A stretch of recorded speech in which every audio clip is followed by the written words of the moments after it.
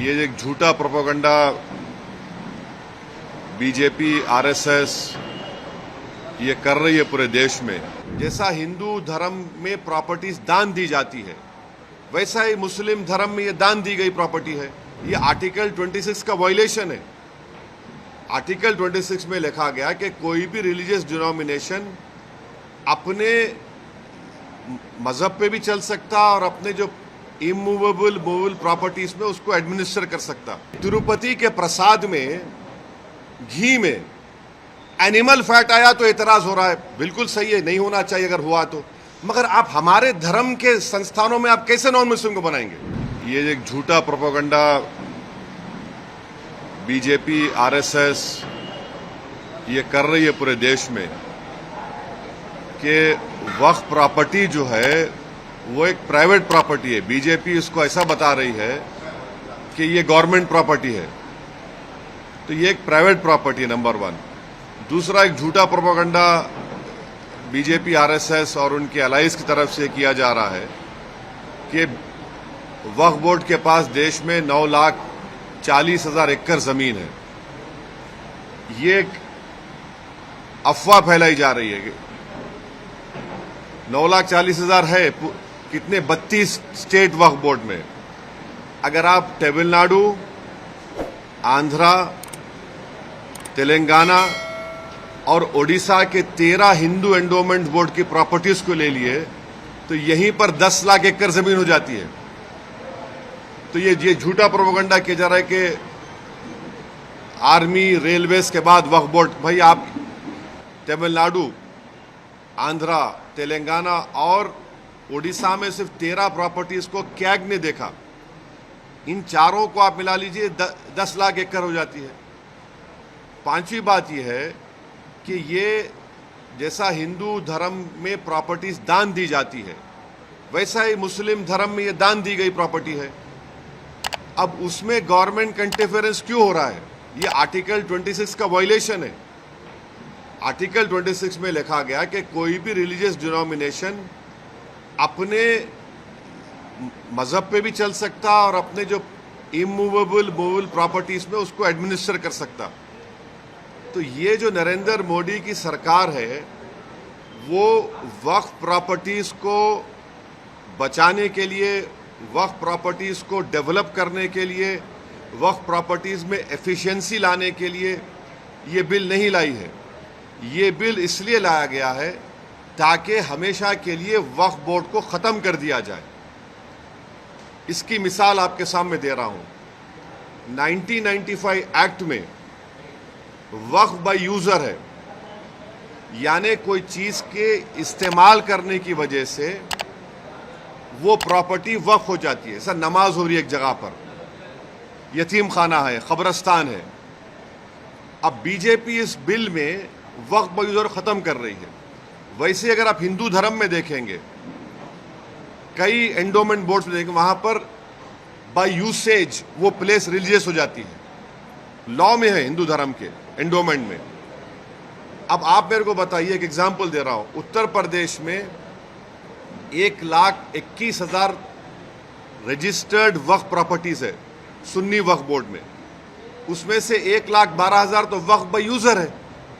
जब वक्फ by user ख़त्म हो जाएगा तो कौन सा लॉ अप्लाई होगा उसके ऊपर? एक ये हो गया। ये इनका ये वक्फ बोर्ड बचाने का मतलब नहीं, खींचने का मतलब है। दूसरा, उसमें क्या है कि कोई 5 साल जो मुसलमान रहेगा, उसमें लिखा हुआ है प्रैक्टिसिंग मुसलमान रहेगा, वही वक्फ करेगा। अब प्रैक्टिसिंग मुसलमान का मतलब क्या है? क्या वो 5 वक्त की नमाज पढ़ने वाला होगा? क्या वो दाढ़ी होगी, सर पे टोपी होगी? क्या वो रातों में जाके मस्जिद में इबादत करेगा? क्या वो कुरान का हाफिज होगा? क्या उसकी वाइफ मुस्लिम होगी या नॉन मुस्लिम होगी? ये तुम कौन होते तय करने वाले?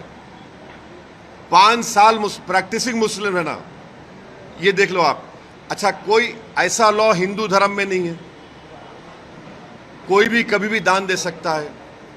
आप ये क्यों लेकर आए बताओ? आप कौन होते? मैं प्रैक्टिसिंग हूं, नहीं हूं, मैं मुसलमान हूं। मेरे घर में झांक के देखेंगे नरेंद्र मोदी, या फिर 5 साल के बाद मोदी बोलेंगे आओ बेटा तुम मुसलमान सर्टिफिकेट लेकर जाओ? हाँ, तीसरा आप उसमें देख लो, तीसरा क्या है उसमें कि ये बोला जा रहा है कि कोई भी वक्फ प्रॉपर्टी जो गवर्नमेंट के कब्जे में है उसका फैसला कलेक्टर करेगा।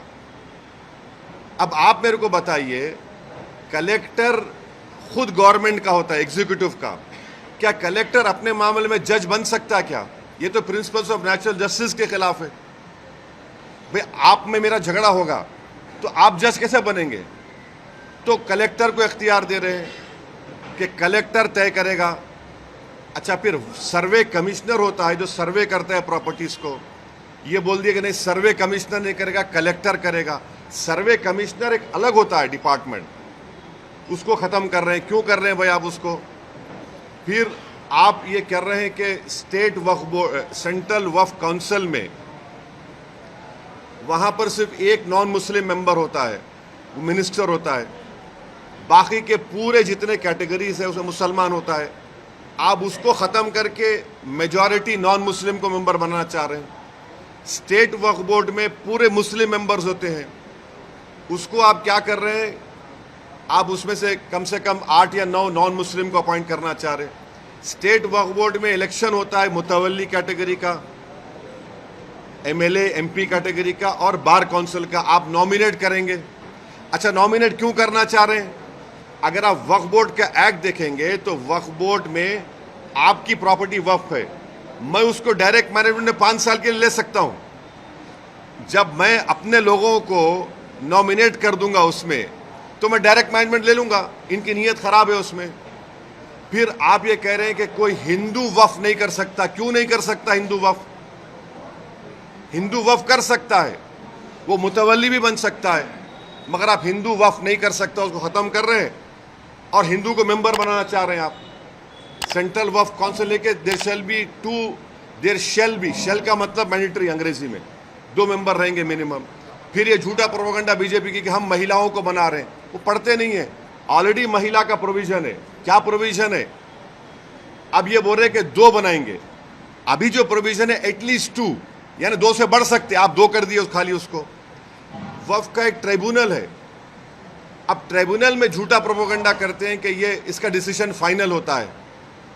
भाई एनजीटी ट्राइब्यूनल है, इनकम टैक्स का ट्राइब्यूनल है, रेलवे क्लेमेंट्स ट्राइब्यूनल है, ऐसे 14 ट्राइब्यूनल है जिनका डिसीजन फाइनल होता है, अपील नहीं कर सकते। भाई ट्राइब्यूनल के जजमेंट के बाद हाई कोर्ट में रिव्यू पिटीशन डाला जाता है।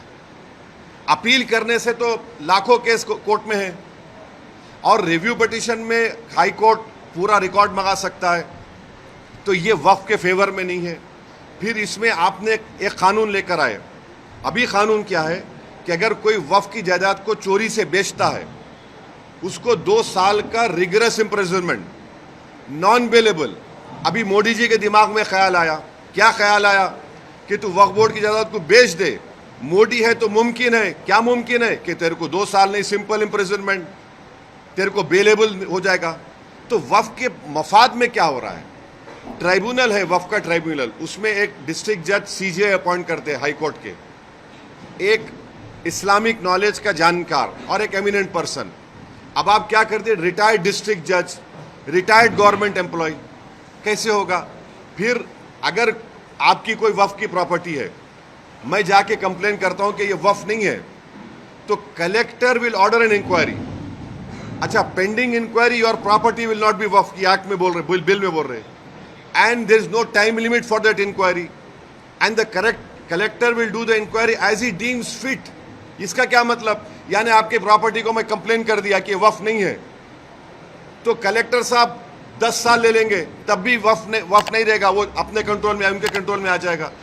तो ऑल इन ऑल अगर आप देखेंगे इस बिल में वक्फ प्रॉपर्टीज के एफिशिएंसी के लिए नहीं बनाया गया है, ये वक्फ प्रॉपर्टी को खत्म करने के लिए बनाया गया है।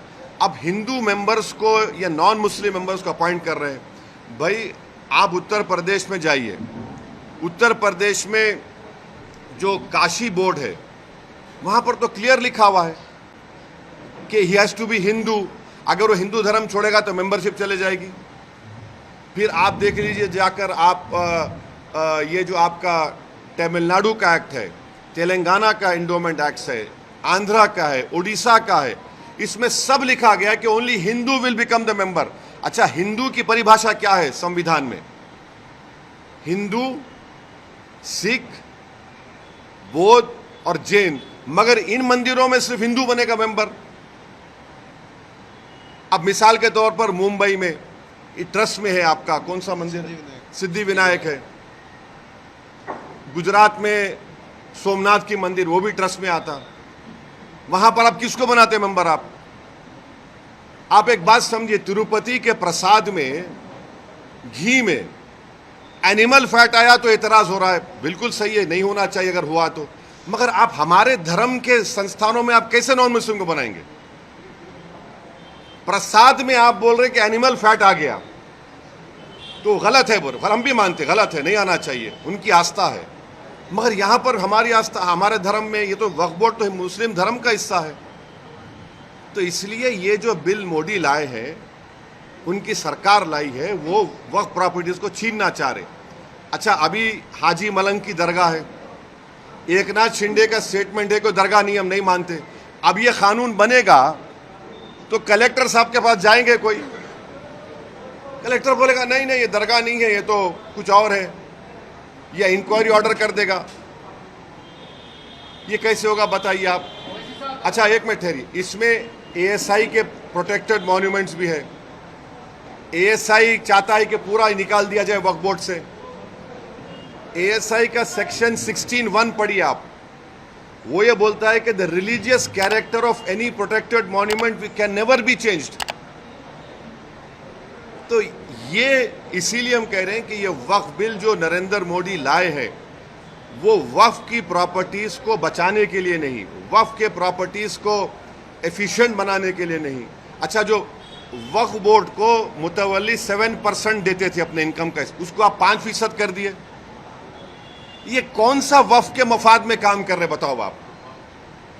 तो इसीलिए ये सब एक मुसलमानों से उनकी मस्जिदों को छीनना चाहते हैं, दरगाहों को छीनना चाहते हैं, कब्रस्तानों को छीनना चाहते हैं, इसलिए इस बिल को लाए हैं।